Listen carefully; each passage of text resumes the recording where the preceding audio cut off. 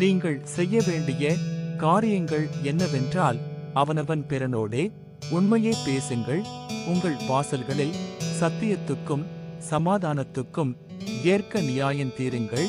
சகரியா புத்தகம் 8வது அதிகாரம் 16வது வசனம். நீங்கள் செய்ய வேண்டிய காரியங்கள் என்னவென்றால், அவனவன் பிறனோடே உண்மையை பேசுங்கள், உங்கள் வாசல்களில் சத்தியத்துக்கும் சமாதானத்துக்கும் ஏற்க நியாயம் தீருங்கள். சகரியா புத்தகம் 8வது அதிகாரம் 16வது வசனம். நீங்கள் செய்ய வேண்டிய காரியங்கள் என்னவென்றால், அவனவன் பிறனோடே உண்மையை பேசுங்கள், உங்கள் வாசல்களில் சத்தியத்துக்கும் சமாதானத்துக்கும் ஏற்க நியாயம் தீருங்கள்.